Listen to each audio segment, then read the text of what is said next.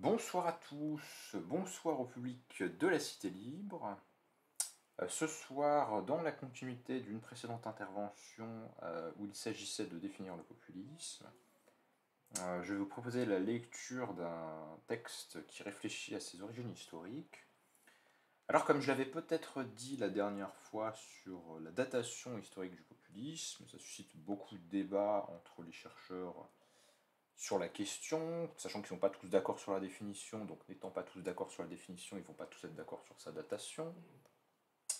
Moi, personnellement, j'ai eu l'occasion d'interroger Federico Tarragoni, qui est un sociologue qui a écrit sur le populisme, et je lui ai demandé est-ce qu'on pourrait faire remonter les formes de mobilisation de type populiste au sans-culotte durant la Révolution française, et il m'avait dit oui. Suite à quoi je vais redemander par-dessus, est-ce qu'on pourrait faire remonter des mobilisations de type populiste qui auraient ces caractéristiques-là euh, au mouvement de ce qu'on appelle traditionnellement le Parti populaire à Rome, représenté notamment par les Gracques ou par les couches, par les tribuns, par les défenseurs voilà, de ce qu'on appelle classiquement le Parti populaire. Est-ce qu'on pourrait inclure ces formes-là de phénomènes de l'Antiquité dans le populisme? Ce à quoi Tarragoni m'avait dit non, avec un argument que j'ai pas trouvé très bon, qui était que ça ne peut pas vraiment être du populisme parce que ça ne s'adresse pas à une contestation d'élites politiques qui trouveraient leur légitimité de par la représentation ou de par un système représentatif. Je crois que c'est ce qui m'avait répondu, et moi je n'avais pas trouvé cet argument très bon parce que dans la définition du populisme que je vous ai proposé la dernière fois, il était question d'une opposition manichéenne entre un peuple considéré de manière homogène comme étant moral et pur et qui s'oppose à une élite elle-même considérée de manière homogène comme corrompue et d'intérêts totalement opposés à ceux du groupe défini comme le peuple. Et rien dans cette définition ne dit que les élites en question devraient tirer leur légitimité d'élections en fait, d'un système représentatif. Donc j'avais pas trouvé l'objection de Tarragoni très bonne pour exclure de l'Antiquité, ou en tout cas de ces phénomènes-là de l'Antiquité, la catégorisation de populisme. En outre, c'est d'autant moins une bonne objection que dans le système de la République romaine, dont il va être question ce soir, il y a bien, ce serait un abus de langage de dire que c'est un système représentatif au sens des régimes parlementaires modernes, mais il y a quand même bien une certaine forme de sinon de la représentation, en tout cas il y a des élections, alors dont on va voir le détail et qui sont quand même assez peu représentatives des intérêts des citoyens, mais il y a bien des modalités d'élection et les charges publiques, les magistratures publiques, qu'elles soient religieuses ou qu'elles soient civiles et militaires, sont issues soit de nomination, soit de procédure électorale. Donc il y a quand même bien une certaine dimension élective. Donc quand bien on voudrait rattacher la définition du populisme à la contestation d'élites qui tireraient leur légitimité de procédure élective, ben, on ne voit pas pourquoi ça devrait exclure le cas de la République romaine. Alors moi je vais vous parler d'un livre qui a été écrit par Raphaël Douan. Raphaël Douan, c'est un agrégé de lettres classiques, donc ça n'est pas un historien. Et on peut dire que dans son essai qui s'appelle Quand Rome inventait le populisme, sorti en 2019, il n'y a aucun fait nouveau, il n'y a aucune source spécialement étudiée, enfin c'est pas un livre d'historien, c'est un livre qui va utiliser les matériaux de l'histoire totalement classiques, hein, des textes qu'on connaît ou des choses qu'on connaît depuis fort longtemps. La seule nouveauté intellectuelle, mais c'est quand même pas un détail je trouve qu'il introduit dans son petit essai, c'est de dire, en fait, il y a plein de phénomènes dans les luttes politiques et sociales de la République romaine qu'on peut reconsidérer a posteriori comme tombant sous la catégorie de populisme. Autrement dit, l'apport intellectuel de son essai, en tout cas la proposition intellectuelle de son essai, c'est de dire, regardez, on a le concept de populisme, il a été forgé dans les 30 dernières années pour qualifier un certain nombre de mouvements politique, eh bien ce concept a une pertinence pour comprendre la vie politique de la Rome républicaine. Et tout son propos, ça va être d'utiliser cette catégorie dans sa narration pour montrer que c'est une catégorie qui marche. Donc c'est vraiment un essai, voilà, on pourrait dire, un, qui a une... Comment dire? C'est pas un historien professionnel, mais c'est un il a produit un livre qui a une dimension historique au sens où il propose de démontrer la pertinence d'une notion pour une époque où habituellement elle n'est pas considérée comme pertinente, où elle serait habituellement considérée comme anachronique. Et il va essayer de montrer que c'est un concept opératoire en fait, pour saisir les phénomènes qui se produisent. Alors je vais vous lire un petit peu ses écrits. Donc il nous dit qu'il va utiliser le terme de populiste pour traduire le terme latin de populares. Donc populares, c'est ce qu'on traduit habituellement comme étant les populaires. Populo, c'est un terme qui au Moyen-Âge sera utilisé pour désigner les couches populaires ou les mobilisations des couches populaires. Et il va utiliser le terme d'élite pour rendre compte du terme latin d'optimates. Habituellement, les historiens de l'Antiquité ne traduisent pas ces termes dans du langage moderne, ils continuent à parler d'optimates et de populares, et c'est une opposition qu'on rencontre habituellement comme l'opposition du parti sénatorial ou des élites, enfin pas des élites justement, mais optimates ça pourrait être un synonyme d'aristocratie, en tout cas c'est la couche sociale dominante, et puis populares ce seraient les couches populaires ou moins bien dotées économiquement et socialement dans la société romaine. Et ce qu'il nous propose, c'est de dire que ces populares romains du 1er siècle avant notre ère sont tout simplement des populistes. Et que les optimates, inversement, peuvent être désignés comme étant des élites, sachant que optimates, ça vient de optimus, qui veut dire le meilleur. Donc c'est ceux qui se considèrent comme les meilleurs, les premiers citoyens, les citoyens les plus exemplaires, ceux qui méritent légitimement de diriger.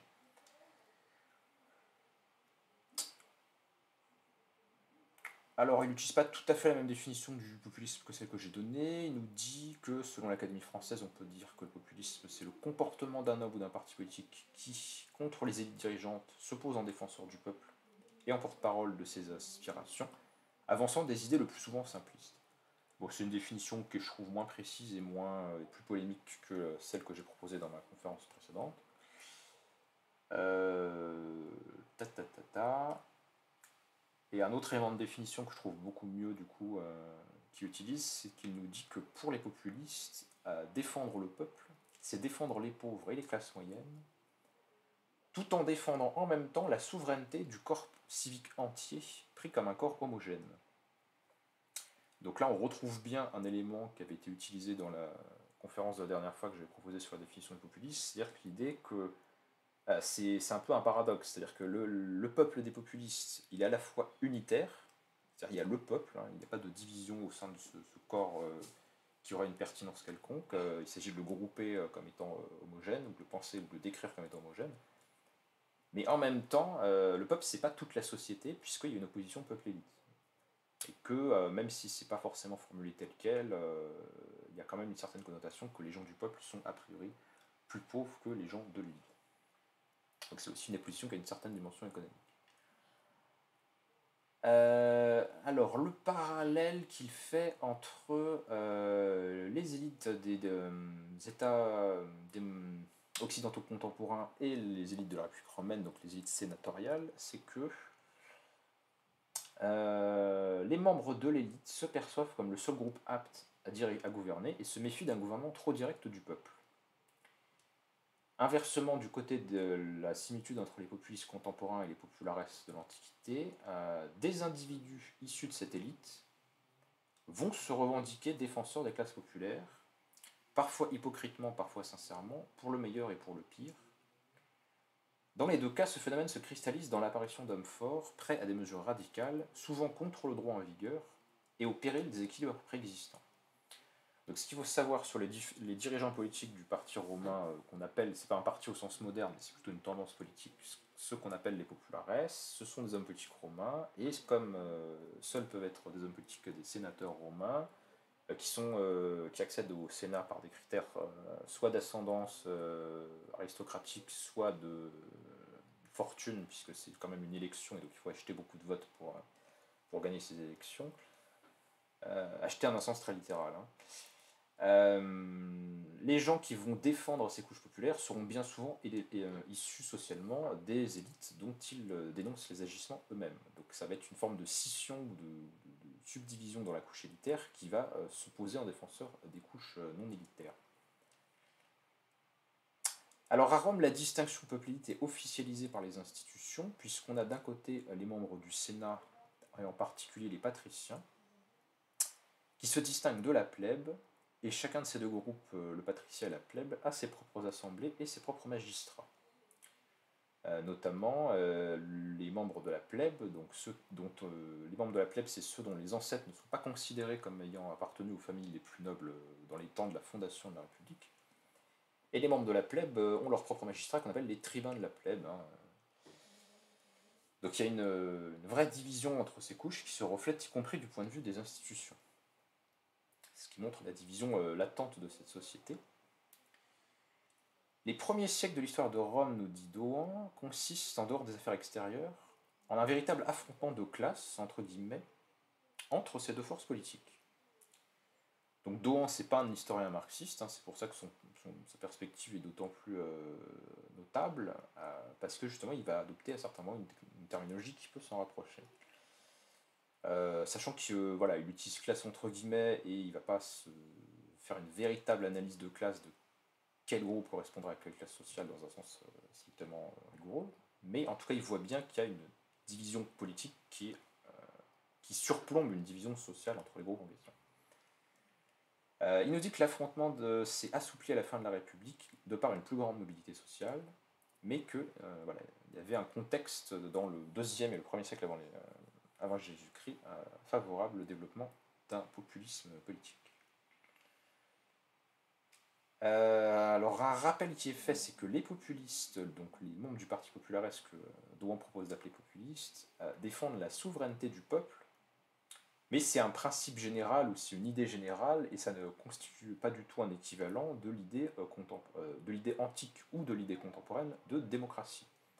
C'est-à-dire que ce au nom de quoi ils affirment se battre, c'est le fait que le peuple exerce du pouvoir sur les institutions en place, qui sont des institutions aristocratiques ou sénatoriales, mais ça ne veut pas dire qu'ils veulent remplacer pour autant ces institutions républicaines par une véritable démocratie au sens grec, c'est-à-dire un pouvoir où tous les citoyens ont exactement la même possibilité de contribuer à l'élaboration des lois et à la participation politique.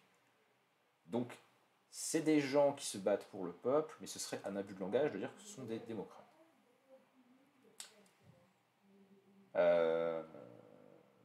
À l'inverse du parti populiste, des défenseurs du Sénat et de ses intérêts pratiquent une rhétorique du juste milieu, du vivre ensemble et du rassemblement. Et Dohan nous dit qu'elle est utilisée par les optimates, donc les couches supérieures, comme paravent de leur domination réelle. Le terme de concordia, dont il se demande si ça ne serait pas d'une certaine façon l'ancêtre de notre notion de vivre ensemble, est apparu de plus en plus régulièrement dans les débats internes aux élites romaines à mesure que la société se divisait. Cicéron fut par exemple un défenseur de cette idéologie du consensus. Donc, face à ces revendications populaires et à ces protestations, les élites dominantes vont mettre l'accent sur l'idée de concorde, l'idée de rassemblement, l'idée de dépasser les clivages, ce qui là encore fait vraiment signe vers certaines, comment dirais-je, tendances politiques centristes contemporaines. Et il ne faut pas oublier que Dohan écrit son essai en 2019, donc c'est déjà 2 ans après l'accès au pouvoir en France d'Emmanuel Macron.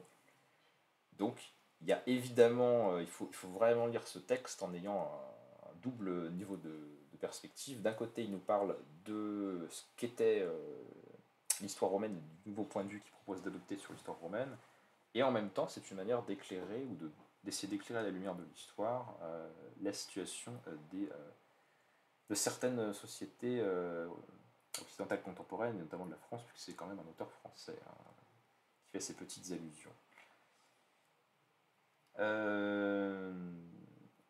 Alors, il pose cette question en début de son livre, enfin à la fin de l'introduction, je crois. Est-ce que le populisme, c'est le dernier bouclier du peuple contre une élite intransigeante, ou le premier glaive des tyrans contre la liberté? Les populistes sont-ils voués à porter en eux la perte de la République et l'avènement de l'Empire, puisque c'est des mouvements qui se développent au 1er et 2e siècle avant Jésus-Christ, donc c'est la fin de la République romaine, et ça va mener à une succession de guerres qui se termineront sur l'avènement d'une monarchie impériale? Ou sont-ils le recours d'un peuple tenu hors du pouvoir par l'entre-soi d'une aristocratie? Point d'interrogation. Donc il ne se prononce pas en termes de jugement de valeur Dohan sur est-ce que le populisme c'est bien ou c'est mal, est-ce que ça tend vers une démocratie plus réelle ou est-ce que ça tend vers la confiscation du pouvoir par de prétendus défenseurs des intérêts populaires. Voilà, il n'y a pas de jugement de valeur dans son ouvrage, mais il essaie de mettre en évidence un certain nombre de parallèles historiques. Alors, la République romaine n'est certainement pas une démocratie. Elle a un système politique qui est extrêmement baroque et assez complexe, assez tordu, et qui en plus a tendance à évoluer au cours des siècles. Donc, selon la période de la République romaine que vous étudiez, les institutions ne fonctionnent pas toujours exactement de la même façon, quand bien même elles ont le même nom. Donc, c'est pas particulièrement simple à comprendre comme régime, mais dans le paragraphe qui suit, il y a, je trouve, un assez bon résumé, en tout cas une bonne petite synthèse des institutions romaines. Donc c'est un système dont Dohan nous dit qu'il est explicitement à l'avantage des plus riches et des plus puissants. Il y a deux types d'assemblées dans la République romaine, les comices dits centuriates et les comices tributes. Dans les premiers, le peuple ne vote pas au sein d'une seule grande assemblée où chaque voix serait égale. Il vote par classe de citoyens, qui sont appelés des centuries. Le vote se fait depuis les plus riches jusqu'aux moins riches. Et chacune de ces centuries est composée d'un nombre inégal d'individus, mais elles ont toutes le même poids dans le décompte des voix. Donc en fait, c'est un vote par ordre, si vous avez le parallèle historique avec le vote par ordre au moment de la Révolution française, enfin le fonctionnement comment on appelle ça, la réunion des trois ordres. Ah, ça porte un nom, j'ai oublié. La réunion des États États généraux. généraux? Oui, exactement, c'est ce mot-là que je cherchais. C'est donc, il y a une similitude au sens où c'est un vote par ordre et non pas un vote par pourcentage de. Enfin, c'est pas un homme, une voix. C'est vous êtes dans tel sous-groupe social et ce groupe social, il a un certain poids politique. La première centurie, celle des citoyens les plus riches, est aussi la moins nombreuse. La dernière, celle des citoyens les plus pauvres, qu'on appelle les prolétaires, ce sont ceux qui ne payent pas d'impôts, est la plus nombreuse. Donc il y a plus de riches que de pauvres, hein, jusque-là rien de très étonnant. Chaque centurie est prise comme un tout et chacune a le même nombre de voix. Par conséquent, un citoyen a plus de poids politique s'il fait partie des plus riches que des moins riches, car comme sa centurie est composée de moins d'individus, sa voix personnelle est moins diluée. Quand une motion était proposée au peuple, on faisait voter les premières centuries d'abord, et souvent, les riches étant d'accord entre eux, la majorité des suffrages était atteinte avant même que les centuries les plus pauvres aient pu s'exprimer. La volonté populaire était donc captée par un petit nombre d'individus. Et c'est la même chose dans l'autre type d'assemblée qui est les comices tributes, sauf que là, c'est pas une délimitation censitaire, mais une délimitation par l'origine géographique dans les différentes parties de Rome. Bon. Le point important à retenir, c'est que Rome n'est pas une démocratie populaire en quelque sens que ce soit, c'est une république aristocratique ou une république oligarchique, puisque l'argent joue quand même un rôle très important pour faire partie des couches dominantes, et l'argent va devenir de plus en plus important au fur et à mesure qu'on avance dans l'histoire de cette république, et que le fonctionnement des institutions est explicitement fait pour désavantager les électeurs les plus pauvres en les mettant dans des groupes qui soit ne sont pas consultés, soit sont consultés en dernier, donc qui ont la moindre part. Alors le Dohan se pose la question, comment un régime en apparence aussi injuste pouvait-il être accepté par l'ensemble de la population? Eh bien, c'est que les privilèges politiques accordés à l'aristocratie et aux citoyens les plus riches avaient aussi leur contrepartie. Parce que les centuries ne servent pas seulement à décompter les voix et donc à décider du pouvoir politique, mais elles sont aussi utilisées comme critères pour sélectionner les recrues au service militaire et pour lever des impôts. Ça veut dire que les plus riches, ils ont plus de chances, donc ils ont plus de pouvoir politique relatif, mais ils ont aussi plus de chances d'être mobilisés comme soldats et de payer des impôts pour financer les guerres, parce que c'est en général pour la guerre qu'on va prélever des impôts.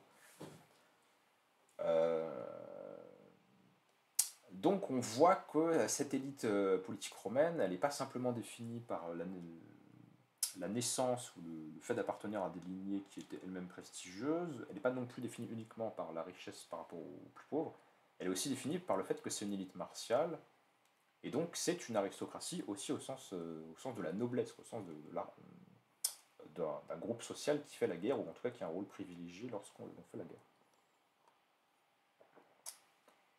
Ce qui fait penser tous ces mécanismes-là, on peut identifier des parallèles dans ce fonctionnement avec évidemment les sociétés d'Ancien Régime, hein, qui bien sûr n'étaient pas des républiques avec les mêmes institutions que Rome, mais où on voyait quand même une certaine distribution sociale, où le pouvoir politique s'identifiait aussi fortement à la détention privilégiée du pouvoir militaire. Donc le cœur des armées était fait des citoyens les plus privilégiés, ceux qui avaient de quoi s'équiper, parce qu'il faut payer son équipement, en particulier les cavaliers, hein, parce que payer un cheval dans l'Antiquité, ça coûte une fortune. Donc il y a une certaine forme, donc le système est inégalitaire, mais il peut être accepté, en tout cas jusqu'à un certain point, parce que l'élite sociale prend certains risques, notamment du point de vue militaire. Par exemple, à la bataille de Cannes, durant l'une des guerres avec les Carthaginois, contre Hannibal, si je ne dis pas de bêtises. Donc la deuxième, du coup, la deuxième guerre.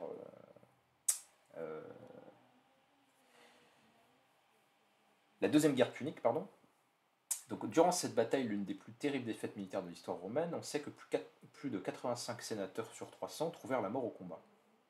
C'est en proportion comme si 245 parlementaires français tombaient aujourd'hui au champ d'honneur en une seule bataille. Nul doute qu'on entendrait moins de récriminations sur les indemnités, les frais de bouche ou les retraites des députés français s'ils avaient un tel rôle social. Donc ça, c'est un élément qui permet de maintenir le système malgré son caractère fortement inégalitaire. Et deuxième élément, c'est qu'au fur et à mesure de l'évolution de la République romaine, il va se développer un certain ascenseur social. Comme je l'ai dit tout à l'heure, on peut accéder au Sénat quand on a les réseaux relationnels et l'argent qu'il faut pour pouvoir s'y ériger. C'est pas formellement interdit pour les gens qui ne sont pas patriciens Enfin, c'est pas formellement impossible, pardon, pour les gens qui ne sont pas patriciens d'accéder aux institutions politiques. Bon, après, ça dépend lesquelles. Voilà, donc l'accès au consulat n'était pas réservé aux patriciens, ou en tout cas il a cessé de l'être à un certain stade de l'histoire de la République.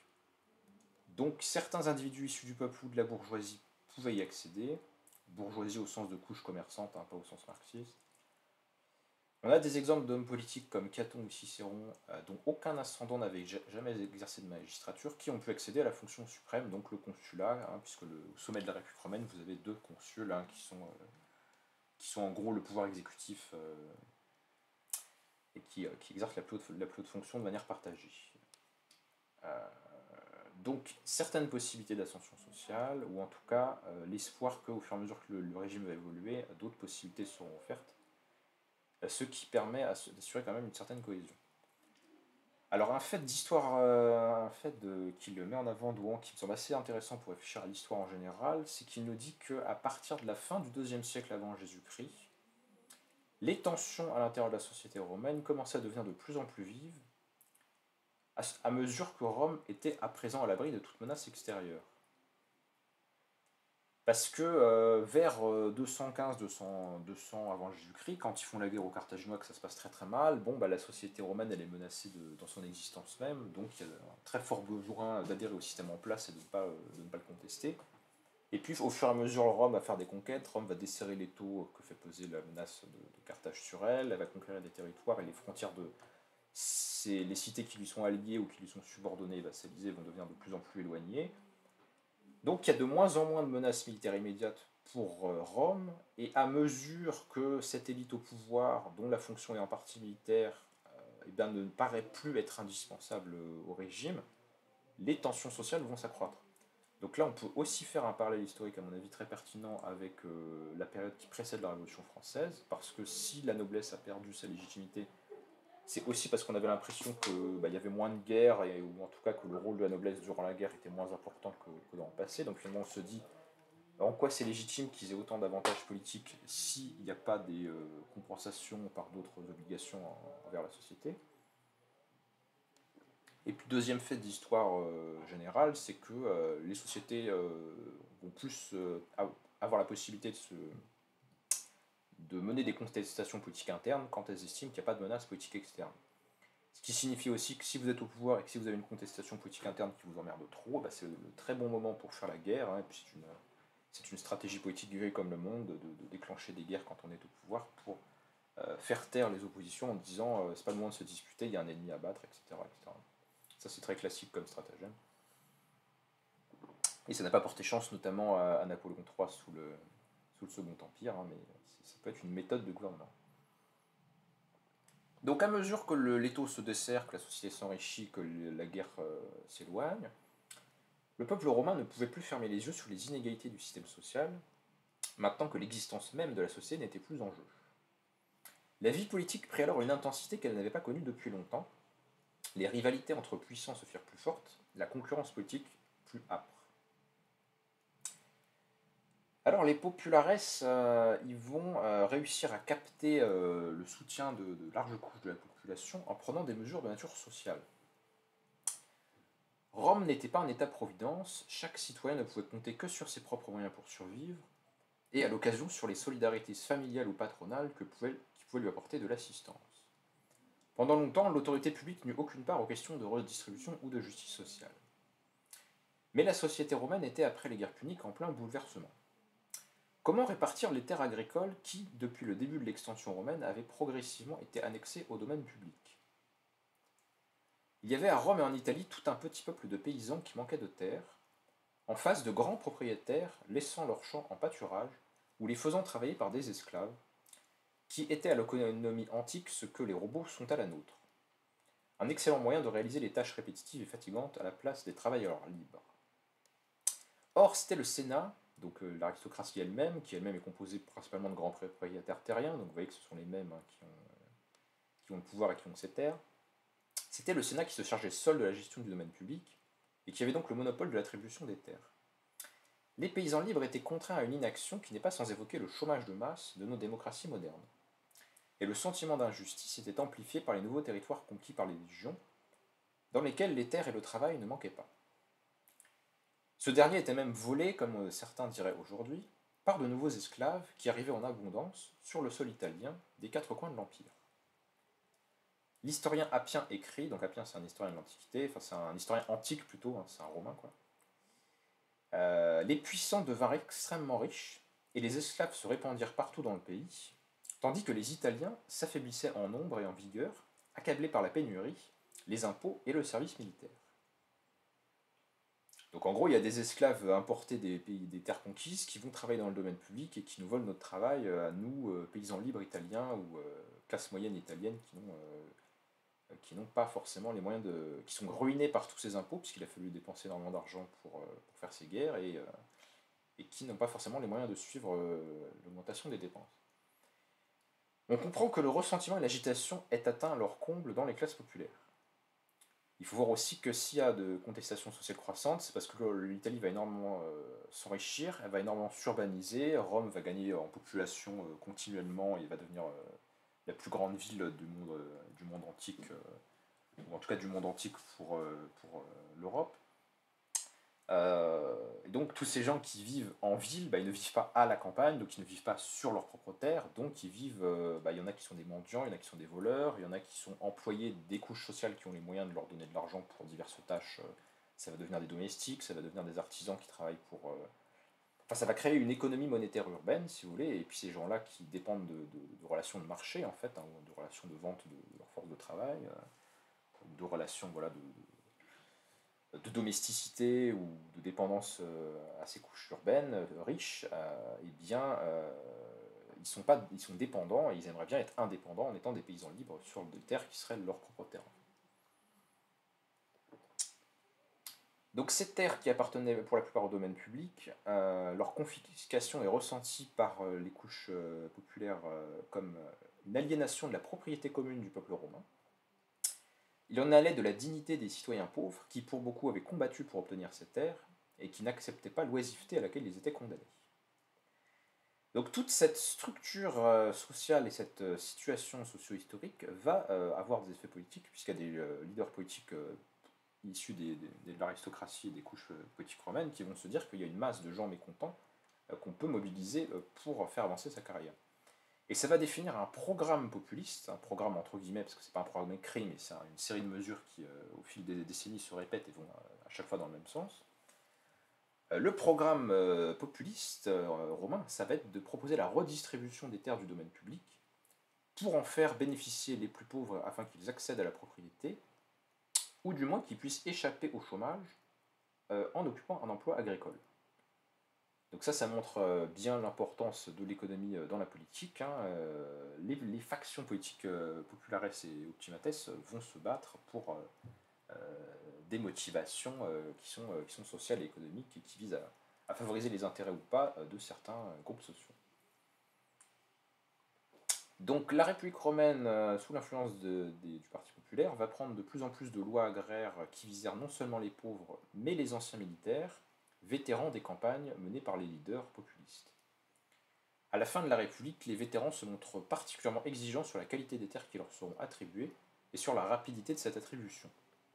Et puis les vétérans, c'est des gens qui ont fait la guerre, donc s'ils estiment qu'on ne leur donne pas une place dans la société, ils sont capables de menacer l'ordre public.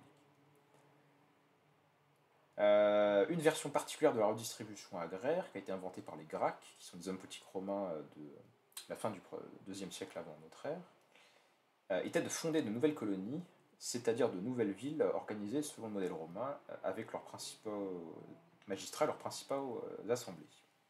Donc cette population contestataire urbaine déclassée ou qui n'a pas accès à des terres, on va lui donner des terres et lui faire fonder de nouvelles villes un petit peu partout en Italie et puis de plus en plus dans le reste de l'Empire romain en constitution.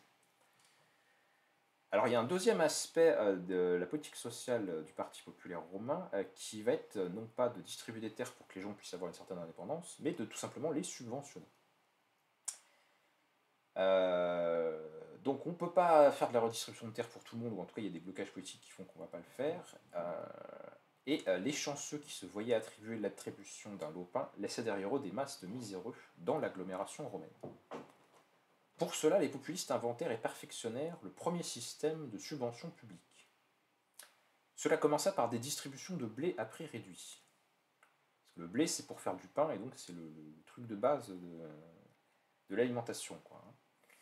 C'est comme si de nos jours on vous donnait un truc vital, hein, je sais pas, des réductions sur les carburants ou des réductions sur des produits de première nécessité, comme s'en occupe ou pas le gouvernement actuel. Donc d'abord on invente l'idée qu'il y a des rations de blé gratuites, puis après on baisse de plus en plus le prix ou la quantité, et puis au 1er siècle avant notre ère, on finit par instaurer des distributions gratuites de blé public. Cette politique permettait aux nécessiteux de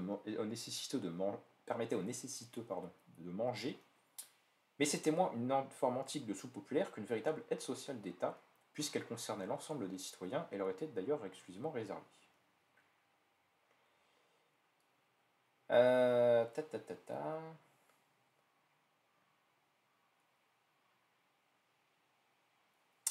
Alors ça va avoir des effets politiques importants parce que l'introduction d'aides d'État aux plus pauvres va permettre aux populistes de faire concurrence à la générosité des nobles. Ces derniers avaient en effet la coutume, pendant les périodes électorales, de multiplier les cadeaux à leurs électeurs. En créant un système public, c'est l'argent du peuple lui-même qui lui était redistribué sans qu'il ait besoin de se placer sous le patronage de l'aristocratie. Donc ça c'est extrêmement important puisque en fait on va taxer l'ensemble du peuple, mais bon, comme on veut faire une politique redistributive, en fait les plus riches vont payer proportionnellement plus que les pauvres, et l'État va redistribuer l'argent qu'il a collecté à l'ensemble du peuple, ce qui va donner aux gens un moyen d'accès à l'alimentation qui dépendra que de leur citoyenneté et non pas de leur soumission ou de leur obéissance politique à telle ou telle famille noble qui va en faire leur clientèle en fait. Donc ça va commencer de saper les réseaux clientélaires qui sont la base de la puissance politique de l'aristocratie. Parce que l'aristocratie, elle gagne des votes durant les élections en achetant le suffrage des électeurs contre de l'argent, et les électeurs, ils veulent cet argent parce qu'ils doivent manger. Et là, le système qui se met en place va casser ce monopole aristocratique en donnant une alternative aux gens. Ils vont moins dépendre de l'aristocratie pour avoir à manger, et donc ils vont accéder à une indépendance beaucoup plus grande par rapport au Sénat et aux conservateurs politiques.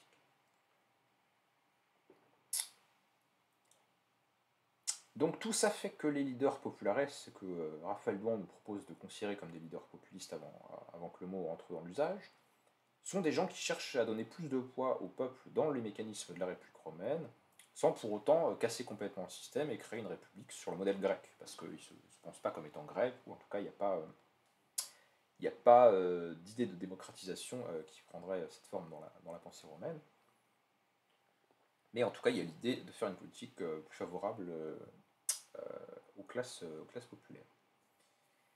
Alors pour ce faire, ils vont chercher du point de vue légal à accroître les pouvoirs des représentations populaires, et notamment des tribuns de la plèbe, qui sont chargés de la représentation des citoyens qui donc ne sont pas considérés comme ayant des ancêtres qui appartiennent aux aristocrates qui ont fondé la République. Ces tribuns de la plèbe, on va commencer par étendre leur droit de veto, parce qu'ils peuvent bloquer des lois du Sénat.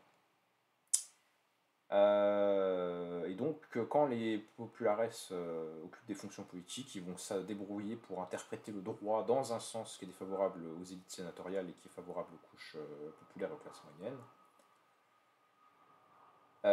Par exemple, ils vont se battre pour la composition des tribunaux, parce qu'à Rome, comme dans d'autres sociétés politiques d'ailleurs, rendre la justice, c'est considéré comme une charge politique. Donc être juge, c'est une charge politique, c'est pas une charge, c'est pas un rôle de fonctionnaire, si vous voulez. Donc il y a des gens qui sont élus ou qui sont choisis pour être au tribunal. Et les populares, les optimates, pardon, donc les élites sénatoriales vont vouloir que les tribunaux soient exclusivement composés de sénateurs, tandis que le Parti populaire voudra que les tribunaux soient ouverts à d'autres membres du corps social pour que ce ne soit pas toujours les mêmes qui jugent les mêmes, quoi. Les magistratures religieuses seront aussi un enjeu de lutte parce qu'elles ont aussi un rôle politique à Rome, notamment pour faire carrière, notamment parce que quand vous êtes grand pontife ou pontife de tel ou tel temple, vous l'êtes généralement à vie, ou en tout cas vous pouvez l'être facilement pour de très longues périodes, alors que les charges politiques ont des mandats qui sont beaucoup plus courts. Donc c'est bien d'avoir un rôle de magistrat religieux parce que ça vous donne accès à un emploi public politique beaucoup plus longtemps. Et puis en plus c'est prestigieux d'utiliser la religion pour sa carrière. Les popularistes vont aussi avoir une méfiance vis-à-vis de la capacité des magistrats à annuler les assemblées populaires en cas de mauvais augure, puisque les magistrats à Rome ne sont pas des personnalités laïques, ce sont des personnalités religieuses, et donc ils ont une capacité qui leur est reconnue d'interpréter s'il y a des signes favorables ou défavorables à la tenue des assemblées politiques. Et les populistes romains, ça les embête que les élites au pouvoir puissent avoir cette attribution, parce que ça leur permet souvent de contourner par des prétextes religieux le fait de convoquer des assemblées quand elles devraient être convoquées à des moments où ça ne les arrange pas. Enfin, les populistes se font aussi remarquer par des lois anticorruption contre les abus des magistratures qu'ils considèrent comme voilà, une forme d'insulte envers les citoyens plus modestes.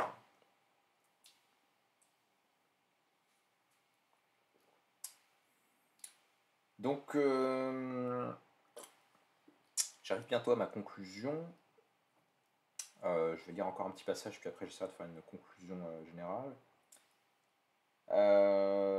Douan nous dit à propos de Cicéron qu'il professe un certain respect pour les Gracques, donc qui sont les premiers leaders politiques romains qu'on peut considérer comme étant des représentants du Parti populaire, qui sont des frères, les Gracques, les frères Gracchus, qui ont tous les deux été assassinés vers la fin du IIe siècle avant notre ère. Et là, on voit un élément qui est intéressant, c'est-à-dire que certains conservateurs modérés, comme Cicéron, parmi les sénateurs, peuvent professer du respect pour les gens du Parti populaire, mais à condition que ce soit des gens des décennies précédentes, voilà, des gens qui ne sont pas des populistes actuels, des populistes des temps passés, parce que comme ils sont plus anciens et que c'est moins polémique, eh bien, ils font maintenant partie de la tradition romaine. Mais par contre, l'idée de poursuivre politiquement l'œuvre des Gracques et leurs réformes en faveur des couches populaires et moyennes, eh bien ça continue de faire horreur même à des gens modérés comme Cicéron, parce qu'ils sont du côté du Sénat et pas du peuple. Et on voit qu'il y a un certain parti pris de Cicéron dans son discours sur la loi agraire. Il conteste minutieusement toutes les dispositions d'une loi populiste pour la redistribution de terres, mais sans jamais avancer sur ce qu'il aurait fallu faire à la place. Donc c'est quelqu'un qui représente le parti du statu quo favorable à l'aristocratie au pouvoir. Ce dont les élites avaient le plus peur dans les réformes populistes, c'était la redistribution des terres. Rappelons que le Sénat et l'aristocratie tout entière tiraient leur richesse et leur pouvoir de leurs propriétés terriennes. La plupart d'entre eux possédaient de grands domaines qu'ils faisaient exploiter, parfois en y attachant un véritable souci agronomique. Or, pour redistribuer les terres, il fallait forcément exproprier les propriétaires. Aussi dénonçait-il les atteintes à la propriété et à la liberté que ces méthodes représentaient. Donc là, on a un autre élément intéressant, c'est que quand on lit l'œuvre politique de Cicéron, on voit souvent une défense en termes abstraits et philosophiques de la liberté, la propriété, l'état de droit, etc. Et certains considèrent que cet attachement à la défense défense du droit de propriété de Cicéron en fait un ancêtre de la pensée politique conservatrice. En tout cas, il est revendiqué comme tel par... son nom va m'échapper, mais l'auteur français de l'ouvrage Qu'est-ce que le conservatisme. Donc voilà, pour certains, Cicéron serait l'un des premiers penseurs politiques conservateurs de l'histoire politique occidentale. Et il y a notamment cette idée d'une défense de la propriété privée face aux gens qui voudraient faire des mesures de redistribution. Et ce que nous montre Douan, c'est que cette pensée politique, elle n'est pas comme ça complètement dans le vide ou complètement à partir d'une philosophie pure qui ne devrait rien à la réalité sociale. C'est la pensée politique que favorise le parti sénatorial, que favorise le parti des élites, parce que c'est eux, les couches sociales, qui ont ces terres, et donc elles n'ont pas envie de les lâcher au nom de la majesté du peuple romain ou au nom de je sais pas quoi. Considèrent que c'est une atteinte à la propriété et que voilà, rien ne peut le justifier politiquement. Et au besoin, on n'hésitera pas, dans les deux partis, hein, aussi bien le parti populaire que le parti optimates, on n'hésitera pas à employer la violence politique et le meurtre à l'occasion contre les gens du camp d'en face. Donc, en résumé, ce que nous montre Douan dans son petit livre, que je vous recommande encore une fois parce qu'il est pas très long, il n'est pas extrêmement difficile à comprendre, il y a vraiment de bons passages d'introduction si vous ne connaissez pas l'histoire politique de Rome. Et ensuite, je ne vais pas tout vous lire, mais il va parler de chaque grande personnalité ou de chaque homme politique un petit peu connu de l'histoire romaine, en relisant son parcours à partir de cette idée d'un conflit entre populistes et élites. Voilà, il y a par exemple un très long développement sur la vie de Jules César, entre autres personnalités bien connues de l'histoire romaine. Et voilà, le mérite, l'intérêt intellectuel du livre de Douan, qui encore une fois n'est pas un historien professionnel, mais qui à mon avis a fait un travail qui mériterait d'intéresser les historiens spécialisés de l'Antiquité, c'est que il montre la pertinence d'utiliser la catégorie de populisme à une époque où ça semblerait à première vue anachronique, en faisant des parallèles entre des situations de type, des accusations, des manières de faire, des types de rhétorique, des choix de mesures, et le fait d'être plutôt relié à la défense de certaines couches sociales par rapport à d'autres, qui sont une similitude qu'on peut observer entre les mouvements populistes contemporains, dont il serait quand même pas faux de dire qu'ils ont au moins une partie de leur électorat qui se situe dans les classes populaires des sociétés contemporaines, et auxquels s'opposent des groupes politiques centristes ou partisans du juste milieu, donc il ne serait pas non plus faux de dire qu'ils ont précisément un déficit de représentation dans les couches populaires et une surreprésentation dans les couches supérieures de la société. Et donc il nous montre que cette catégorie de populisme peut s'appliquer à des périodes où a priori on ne pensait pas que ça pouvait avoir une pertinence. Et c'est un livre que j'ai trouvé voilà, très rafraîchissant, audacieux intellectuellement et en même temps assez simple et voilà, qui ne prétend pas s'avancer en dehors de son domaine de compétences puisqu'il ne nous avance pas de faits nouveaux mais simplement une nouvelle manière de les interpréter. Et c'est une lecture que je trouve tout à fait fructueuse. Et je pense qu'on pourra prolonger cette réflexion dans une vidéo ultérieure où cette fois-ci on verra ce que donne un point de vue réellement marxiste sur l'histoire de la République romaine, parce que là on a analysé les luttes politiques et sociales à l'aune de la catégorie de populisme, sans véritablement entrer dans un découpage vraiment technique des différentes classes sociales en présence. Dans une future vidéo, je pense que je vous présenterai d'autres catégories interprétatives pour réfléchir à l'histoire de la République romaine.